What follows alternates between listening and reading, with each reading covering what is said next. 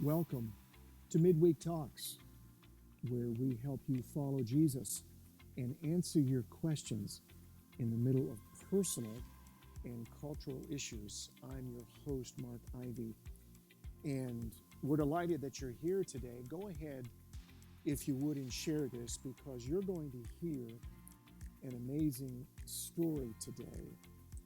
And this is possibly one of the most relevant stories that you're going to hear with what's taking place in America right now. Our guest today is Andrea Ortega. We're so glad that you're here today. I'm glad to be invited. Thank you. I'm going to let you do most of the talking today. And I'm just going to ask some questions because I want individuals to be able to hear your story, what happened, what took place then, and where you're at now. So, what I'd like us to do is just kind of go back to the beginning of what you remember of living here in the United States and then transitioning to Mexico and then some of the challenges that started happening there. And let's go from there. The first memories that I remember, I was 5 years old probably, and I started to see some violence from my stepdad, the dad of my little brother. And he was part of the church. Uh, he said himself he was Christian. My mom trusted him. She tried her best to know him, but it was just not enough to actually see what type of person. Um, Here in the United States, he got himself into bad businesses like drugs and just transferring all that type of bad stuff. And my mom, she wanted him to get away from that, so we moved to Mexico. Both of my brothers were born here, but I was not. So either way, it was fine for me to go back to Mexico. I could do anything I wanted. When you say he got involved in drugs, uh, did you tell me that he was potentially involved with some Mexican cartels and things? I'm not sure, Okay. but I know he was involved in all this stuff, and he used to have big packs of all this material and When you say violence, what do you mean by that? uh, when my mom was pregnant with my little brother, um, he used to be really violent with my mom. My mom even ended up in the hospital, So he was physically violent. physically Okay. violent. Hmm. And even though she tried to report it to the police, she's just like out of fear, Hmm. she didn't. So she thought that it was the best, they both thought the best solution for us is to go to Mexico so we could get it all away from that and start a new beginning. So we moved to Mexico, um, and then the first 2 weeks kind of worked out, but it didn't. And the violence, it got worse. Then he started with the consuming alcohol in big amounts, and then he started cheating on my mom with all these women, and then um, it was just horrible to presence that we used to have nannies that take care of us because my mom had to work all the time and my dad was never at the house. But these nannies will have to like go away or just quit because they also saw this violence. It was not something discreet. It was something that you could even see. That you presence it every day. So one time I just lost count of the nannies we had, and he was my mom at this point. She was just so desperate that she decided to just run away, and we moved in with some family from Mexico, and then he found us again. They tried things again, but he went violent. It was just a cycle of us running from a little town to another city to another state. I went through all Mexico, and I could tell you I know many, many states because of that. it was just the same routine. We would move, he would find us, and just it was the same cycle. As a little kid, I not understand what was going on. So all I did was just like my dad would come to us, to me, because I was older. I'm sorry, things are gonna be better. Trust me, and I'm gonna be better. And all I said was, it's okay, Daddy. Yeah, I know everything is gonna be better. How old were you at this time now? At this time now, I'm 7. Okay. I'm 7, and we're going through the same cycle. Was he was abusive with your mom? Was he abusive with any of the children?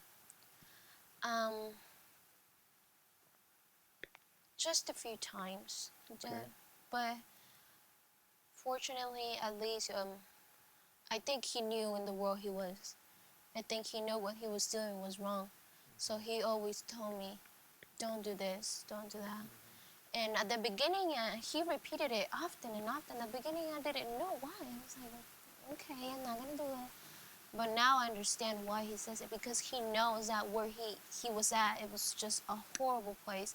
He knew that what he was doing and the business he was getting into, now he was in the cartel of Mexican, Oh, okay. So now he is in the Mexican cartel. he's in the Mexican cartel, Okay. which it's a dirty, more dirty job. I mean, it's more something more even dangerous than over here. So now he's in all these things, alcohol, selling, doing the cartel. He got involved some of his own family, and that put in danger some of my family, which is just not safe. If you go into that business, it's not safe for any of your family. Then things were smooth for a time, but we started to feel sick. We started to feel dizzy. And my mom discovered that in our room, I used to share a room with my brothers. He had hidden a altar to pray La Santa Muerte, which is the death. The, La Santa Muerte, bad people pray to her because they want her to protect them and protect their bad businesses. It's, And so that's one of the gods, I guess, in that area where you were living at, right? And so just so the folks understand, this is a religious practice yes. where people will pray to this god to protect their businesses, even if they're bad businesses. Oh, yeah. And you and your siblings started to feel sick. Yeah, we started to feel dizzy. Also, my mom, she started to feel sick. Every day she had this mood of changes. Once she found that, she said that she threw everything away. Everything away. And then this time she tried to get help from the police. She tried to get help from my family. But corruption in Mexico makes safety impossible. It just makes it impossible. I mean, there was no way she tried to even file a demand, anything she could, but the police just said there's not much we can do. Just find some place to hide. That's all they could do for us. And I'm 11 years old. Me and my mom try to file for a visa. We go to another state. We go to a long travel to file a visa, but it was just not possible. And first of all, you take a long day to just be in the line, and then they just deny it to us because we were here before illegally. Oh, okay. So we did try that. And my mom was just so desperate. And then we moved to this different state called Michoacan.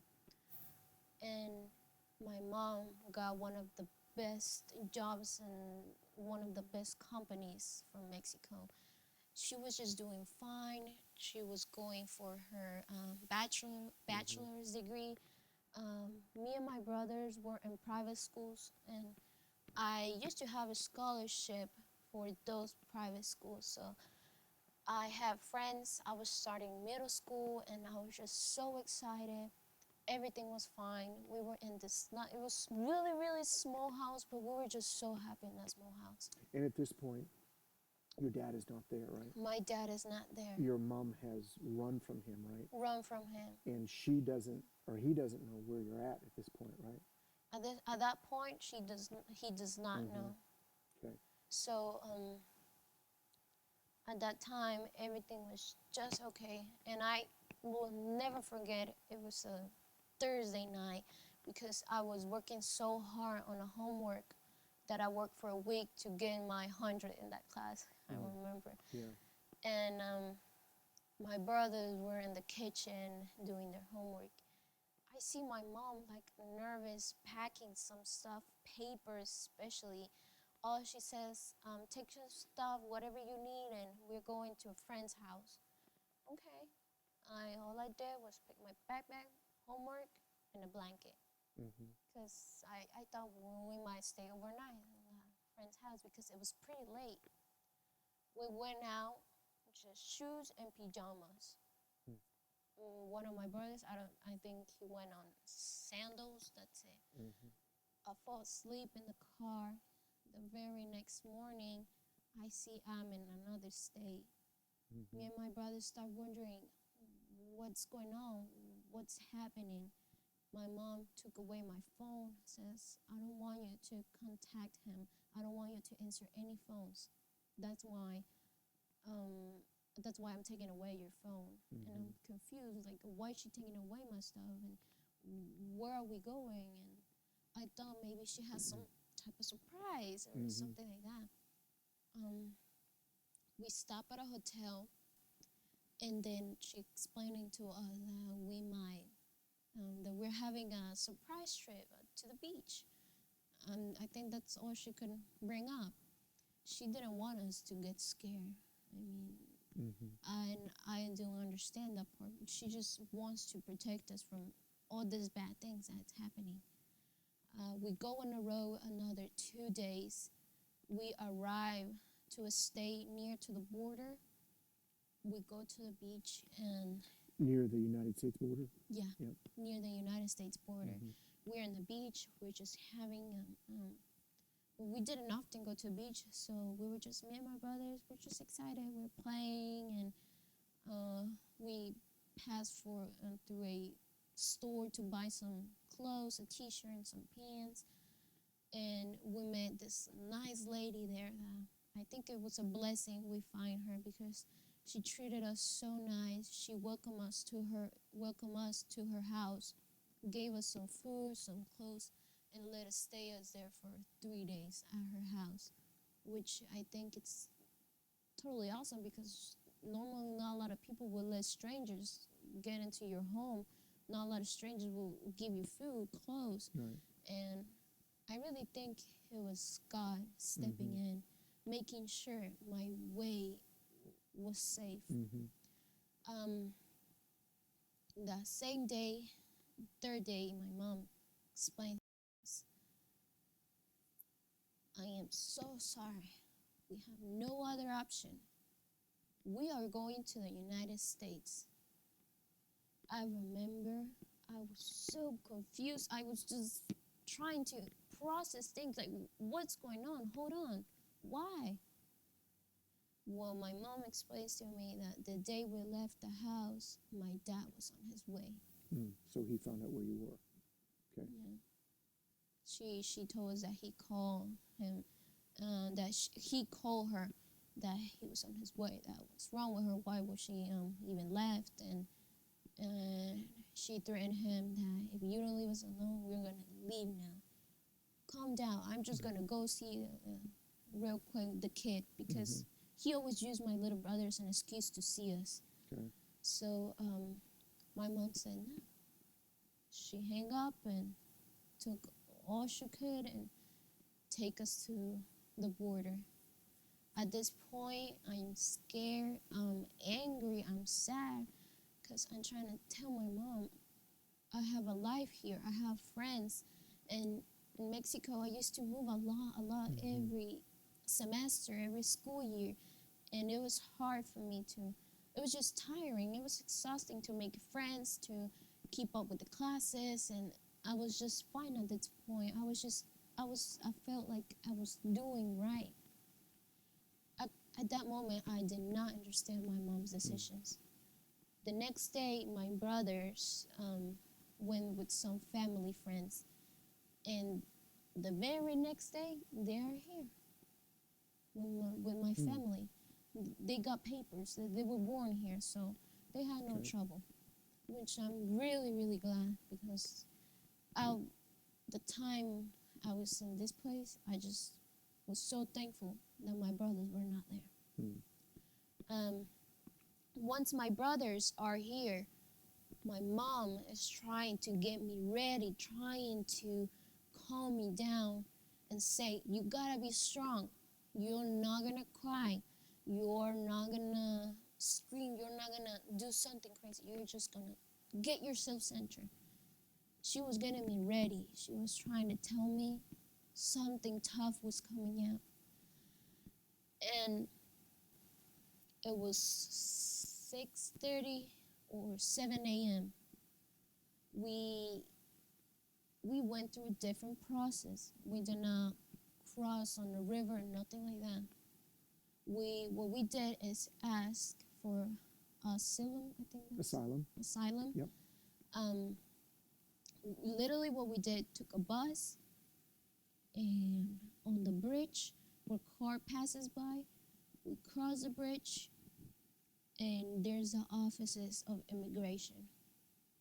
We didn't even need a coyote. My mom did try before, but it was just something dangerous. They stole her money.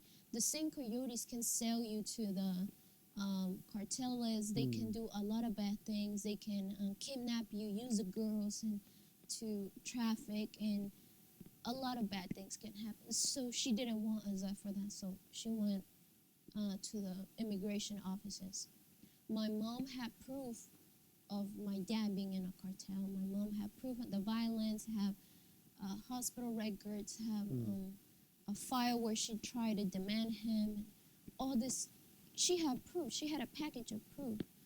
I remember officers, there was some American officers and Mexican officers. Both of them rude to the people. I remember screaming at my mom that she was a liar, that all she wanted was to just cross freely.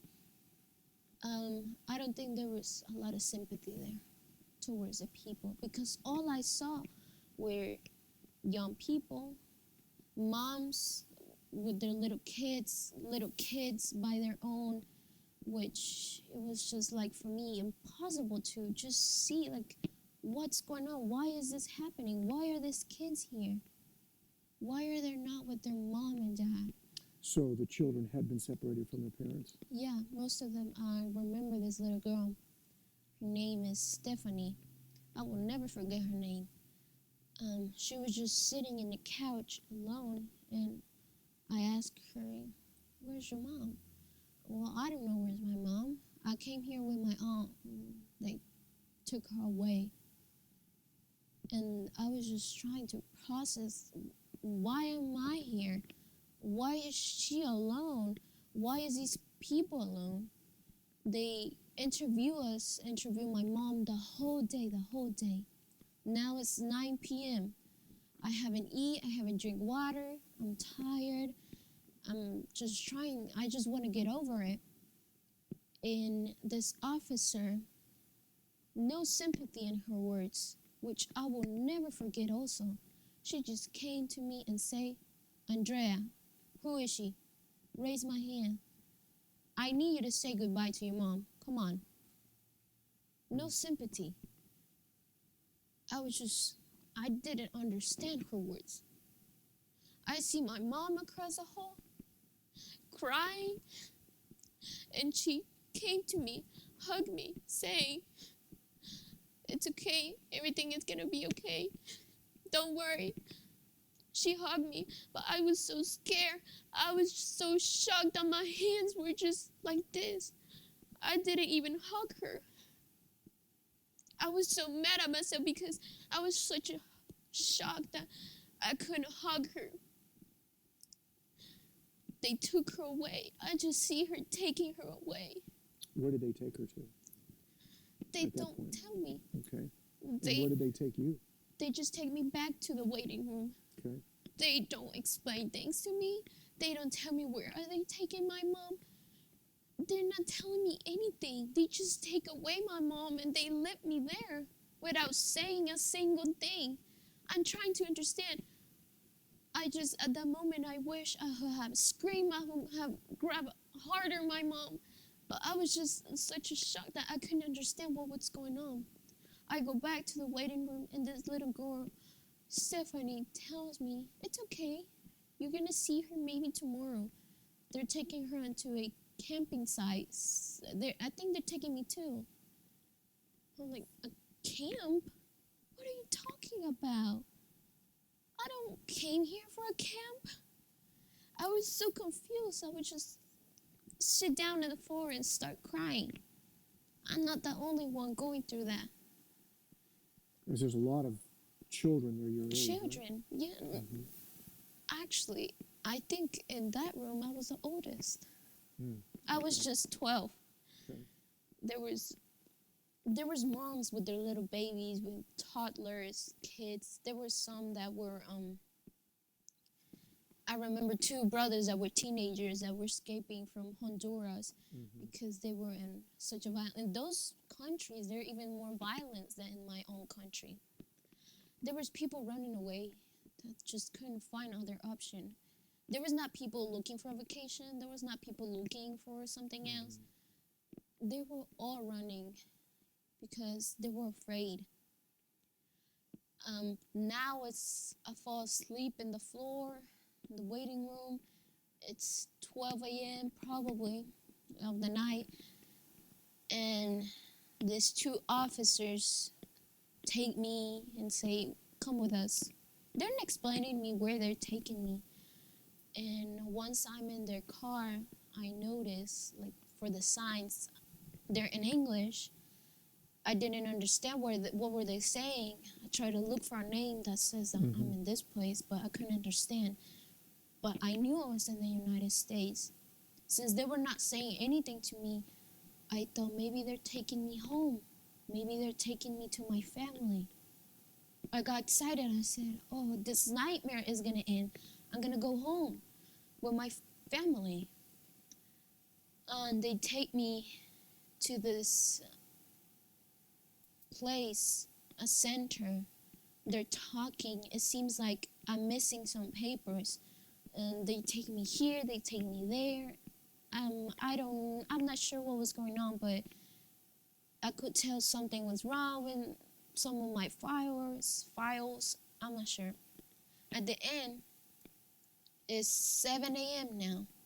They've been taking me all these places, interviewing me. Have you had anything to eat yet? I haven't got anything to eat yet. And they're taking me all over these different places. I'm confused. They're asking me the same questions over and over, like what's my age and do I have any disease, or if I know why was I here. I didn't know, so I was not sure. Now they take me to this place called, in Spanish, La Perrera, and the other name, La Hielera, which Perrera means a place for dogs, and Hielera means fridge. They call it this because it's like a warehouse, a huge warehouse divided into cages that looks like dog cages. And some people call it like La Hielera fridge because it's cold as a fridge, where they keep these kids in different cages. So this is a large warehouse type building. Yes. And there are these dog-like cages. Yeah. Are there hundreds of children that are there in each of these cages? They were divided by gender. Okay. So I think in that one was pretty small because all over the borders of the states there are many of these places. How many people or children would be in each cage? Probably more also depends the state.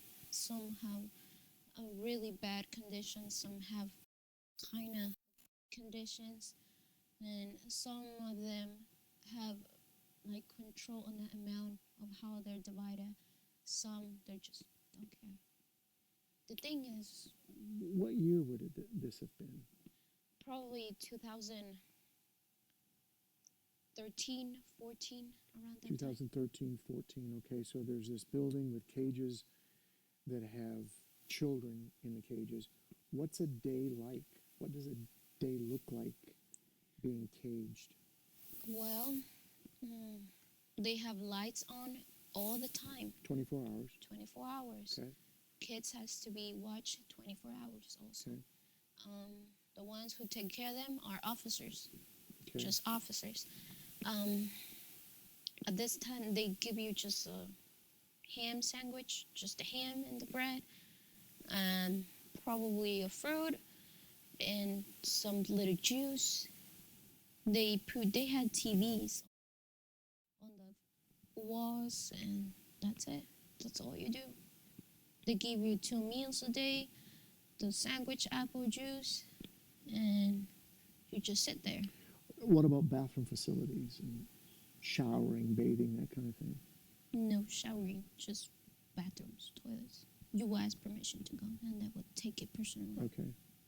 But in these, because these places called the perreras and the hieleras are designed for you to just stay 2-3 days. Okay. But normally they stay between 1 day and a week. Okay. Also, kids are always like in groups. But since I was alone, I was in this separate cage, just me. I think it was faster for me. I'm not sure why, but I think God was just trying to guide me, just trying to get me out of there as soon as possible. And there's no parents here, right? No, not a single parent. Kids and parents are the first moment, unless it's a little kid cannot take care of themselves, but no parent at all. So you're in this cage. What are you feeling? What are you thinking? I'm thinking they also transport kids in this like criminal buses with cages on the windows. I'm feeling like a criminal. I'm feeling, okay, what's the crime I have done? I'm feeling ashamed that I'm in this cage. I'm feeling scared. I feel like I feel scared. I didn't understand. I was just so confused. All I wanted, like a little kid says, all I wanted was my mom. All I wanted is to get out of there. There was not sympathy there. The people did not have sympathy for the kids. And at this point, you don't speak English, right? I don't speak English. No. So you don't understand English at this point either. Okay. There were some workers that were bilingual, but in these places, not a lot.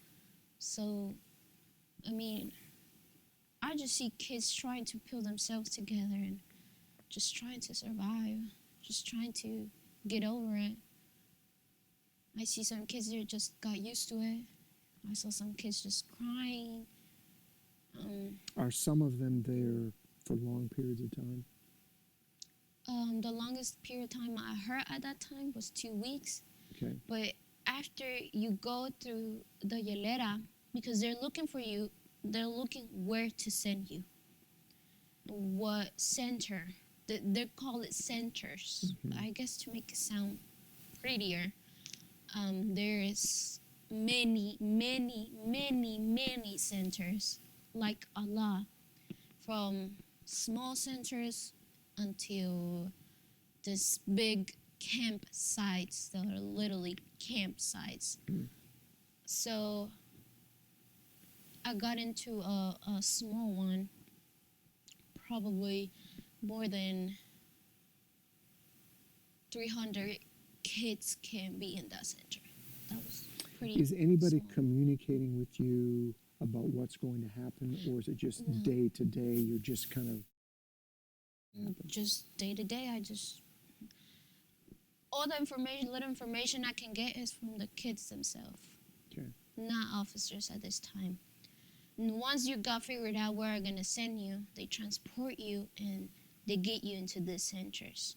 Here is where they are trying to tell you what's going on. But all they do is sit you there at a table. They're trying, okay, they do it really, really fast. I think for me, they did it in 20, 30 minutes. Okay, you're here because you crossed illegally, this, and that. They give you this pack of papers you gotta sign. I have no idea what I'm signing. They just sign here, please, sign here, and here, and here. They just try and they give you all this information at once. They throw everything at you.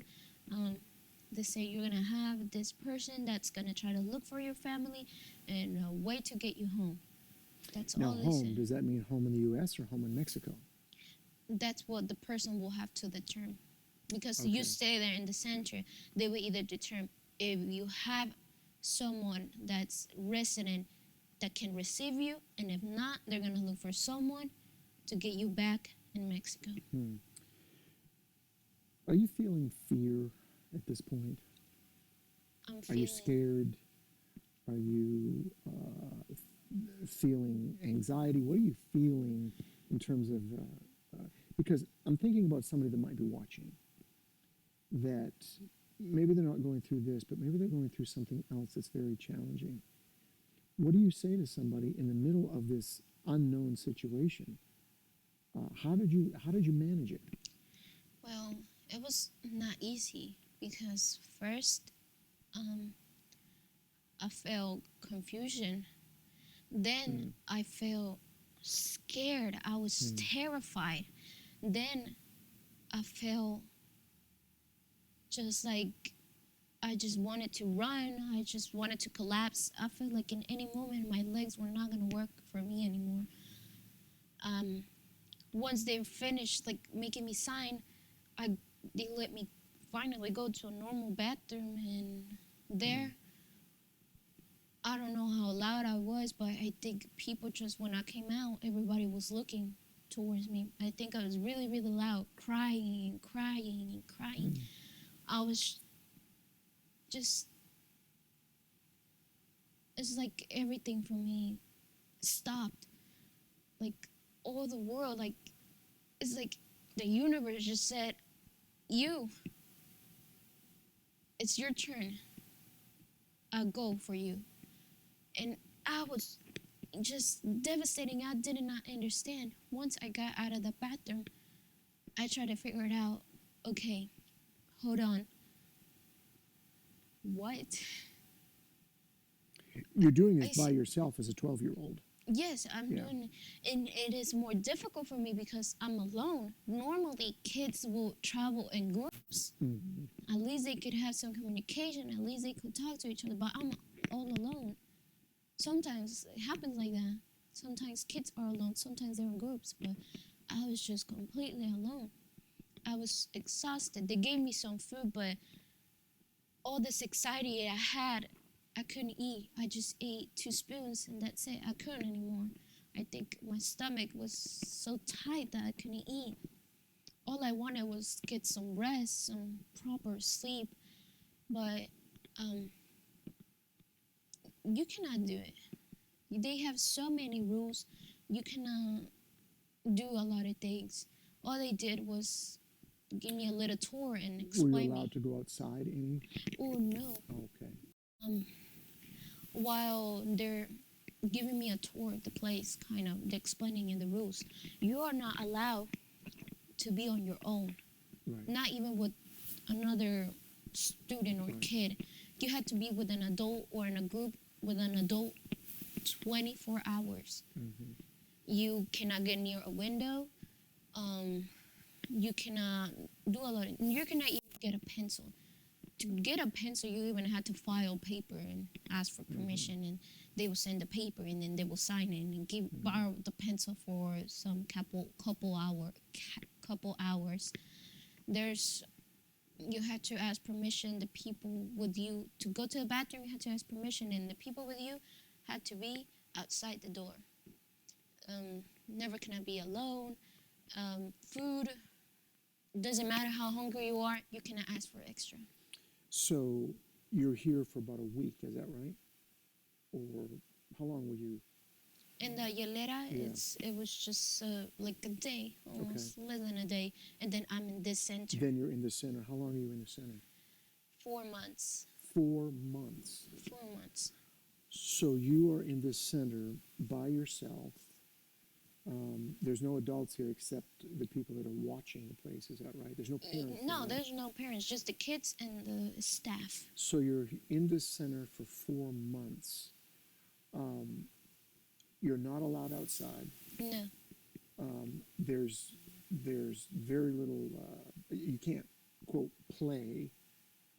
Can you read? Is there anything to read? How do you? What's the day look like? You wake up and you just sit for the day, basically. Well, what they do is that they will wake you up at 6 in the morning.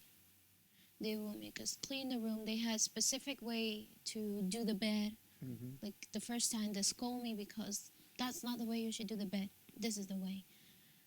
We had to clean the room, clean the bathroom that we had because it was a bathroom with like probably 8 beds, and in that room we had our own bathroom, so we had to clean the bathroom.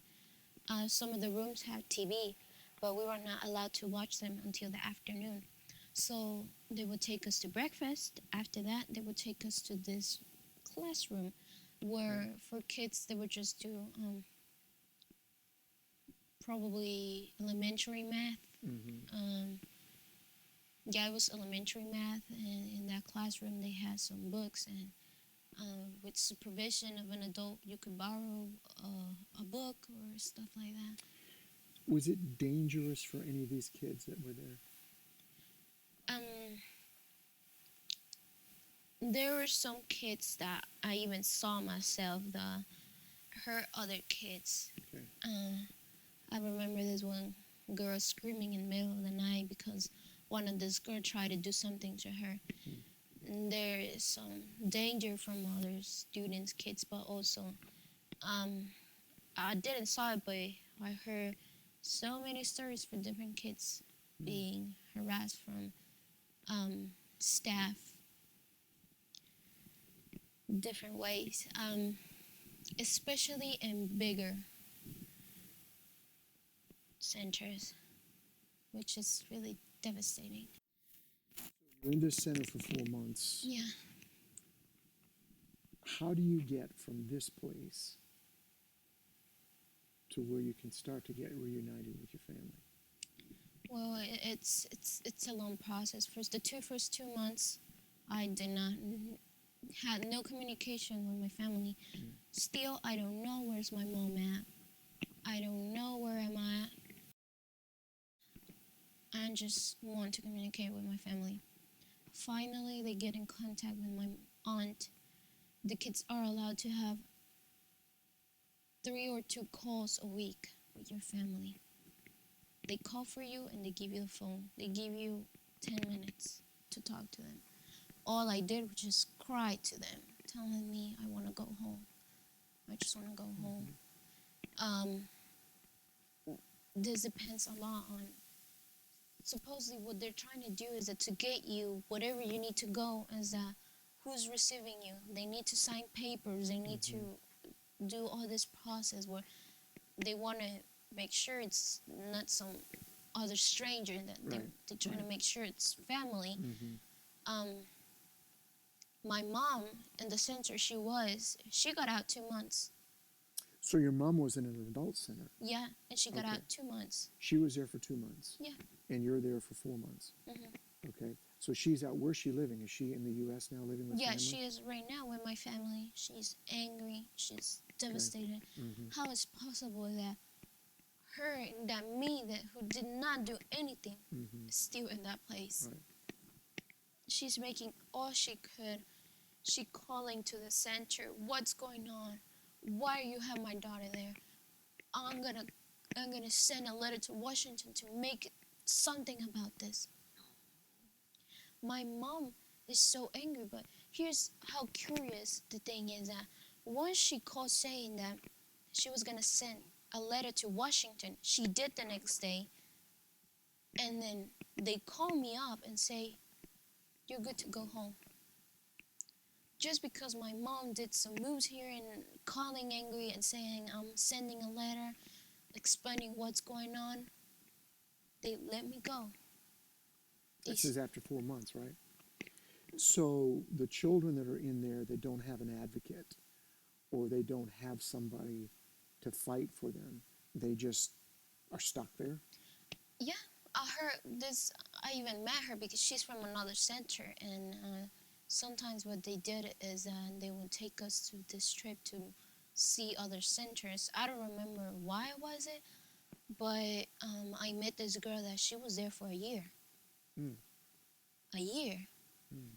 I was one of those students lucky that got out early, because sometimes you could stay there for 5 months. The normal time for a kid to stay there was 6 months. Hmm. I was just one of the few that got out early. So they're going to reunite you with your mom. They let you go. How does that happen? So my family, I don't know how they did it, but they tried to get all the money possible for me to get into an airplane to Charlotte. Either the center lets you go with a staff to your home, or if the family is near, they can go and pick you up there. I think I saw 2 or 3 kids that got picked up by their family. So was your mom living in North Carolina at this point? She Yeah. was, okay. And so you now have an airline ticket to Charlotte, is that right? Yeah, I'm traveling with a staff member, Okay. and she has to see my mom's and the person who is going to receive me, which is my uncle, license, making sure they're the right person. They had to go through some paper signing. And when I saw my mom running, she was in heels, but I think she was in a marathon because she came in running as fast as she could. That's at the Charlotte airport? Yeah. Yeah. I saw my uncle. It was years that I didn't saw him, and he looked so different. And my mom, both running towards me, and it was just like I could say to myself, "I'm finally home." You know, it was wow, it was amazing. And to sign the papers, I said goodbye to the lady. All I said was thank you for guiding me to my home. God bless you. All I said to myself was, I hope I never see them again. Yeah, okay. My mom, I remember, she wanted to take a picture of me to send proof. I was like, why? But I think I look okay. A few months ago, I go back to see that picture. Wow, I look skinny. I just compare that picture with 5 months before what happened. It was like looking at a different person. What's it like now to come to North Carolina? Because you still can't speak English, right? Or very little? Yeah, I can now kind of read. Okay. I can write everything. Now I think I'm almost fluent. Okay. Like fluent almost, yeah. Okay. And you come to North Carolina and you have to start school here, right? Yeah, actually my mom wanted me to get English as soon as possible. So school was gonna end in 2 weeks. I was like, I don't think there's a purpose for me to go into school, but either way, she got me into school 2 weeks before it ends the cycle. Right. And she got me there, and I was first, the system was so different. I came from a place where recess, you could eat and you will walk around the whole school. You will do whatever, play soccer, play games, to just come here and sit on a table, knowing nobody.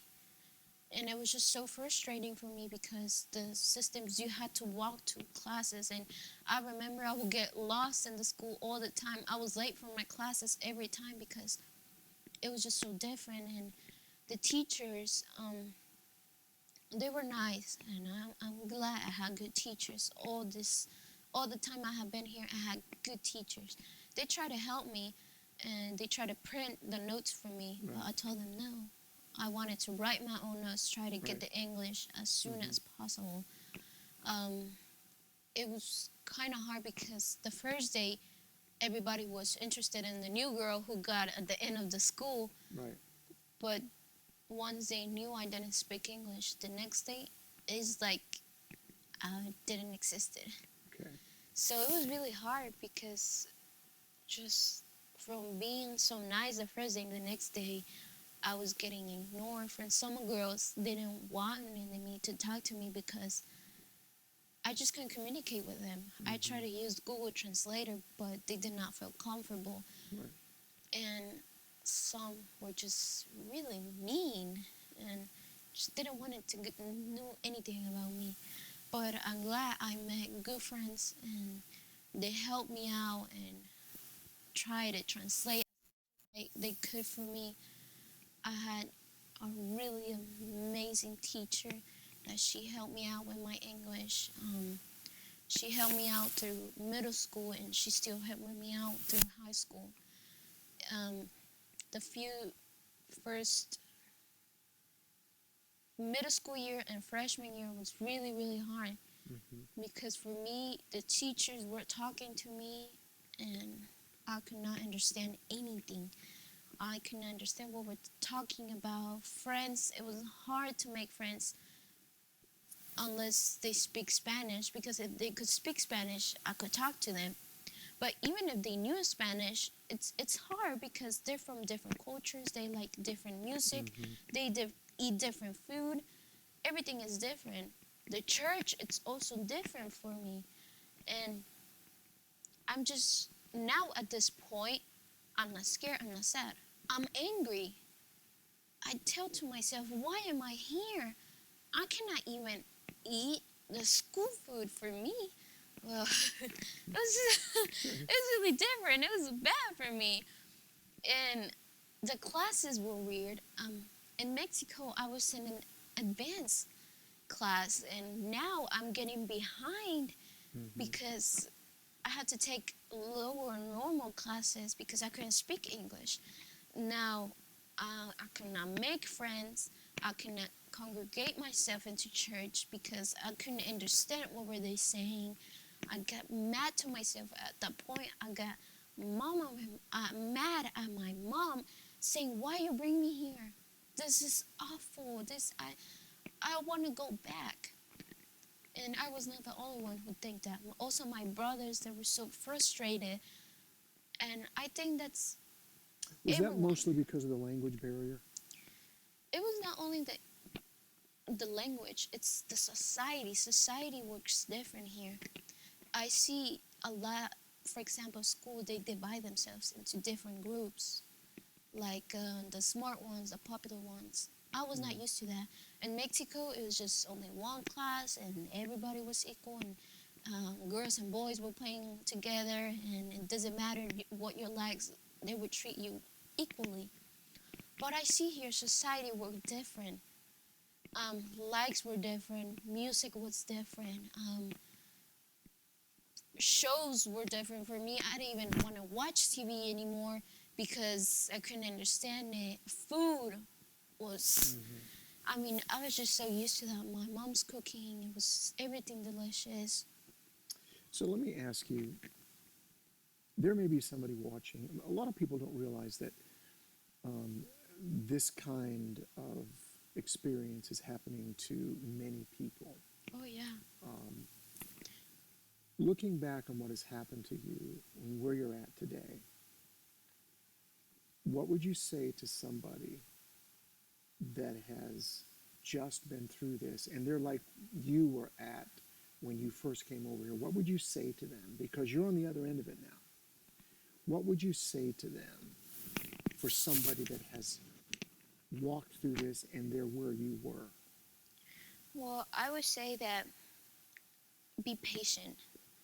I mean, you're not going to learn English tomorrow or in 3 days. It took me 2 years, 3 years probably. and I'm still getting better at it. I'm still learning. Patience is really important. Also, respect towards others and respect to yourself. Trying to understand that maybe it was for a good reason. Here, honestly, it's more secure, and my brothers now can have a better future. And just like, don't perish. Like, it's gonna get better. It is. I thought it was never gonna get better for me. I thought I was never gonna learn the language. I thought I was never gonna make friends. And now here I am. And you feel like over the last number of years that God has really helped you, right? I have. At the beginning, I didn't notice it, but now I look back and I see how many ways God was protecting me. God was guiding me. God was like, it's okay, I'm here. I'm trying to help you here. I'm trying to protect you from all these bad things, but you gotta go through this, and it's totally okay. I see it every single day of my life, and I am so grateful that God was there with me. He never left me alone. I am 100% of that, because when we crossed, she put that lady with me. When I was in the center, he was there for me, protecting me from all these bad people around me. He was there when I got here. He was there when I met these nice teachers, when I met my good friends. He is here right now with me, trying to guide me, and I just cannot. You know, this is an amazing story, folks, and I want you to hear what she has just said. The challenges, can you think about this for a moment, of a 5-year-old and an 11-year-old, a 12-year-old being in an immigration center and then having to go through what she has been through. And then to have her say, but God was with me, even though she didn't always see it or feel it. To say that God was with her, I want you to know that no matter what you're dealing with right now, whatever it might be, physically, emotionally, spiritually, financially, there may be some of you that have been through this experience, or maybe you've just come through an experience like this. I want you to know, Andrea wants you to know that God is with you. We know that we have challenges in America. We know that we have challenges at the border. And there are some things that we've got to get together in this country as it relates to what's taking place with those that are coming to this country from foreign nations. But here's what I want you to know, is that somehow, no matter what has gone on in your life, no matter what has taken place, if we believe that there is a God, and there is, you believe there's a God, Andrea? Oh yeah. I know you do. If we believe that there is a God, then just like he has been there for Andrea, he is going to be there for you. And I want you to know that, no matter what's going on in your life right now, I want you to know that today. Andrea, thank you for hanging out with us today. I hope this is of help, and Yes. Thank you for just- being part of this today. Really, I appreciate it so much. And thank you for being part of Midweek Talks. We'll see you next time.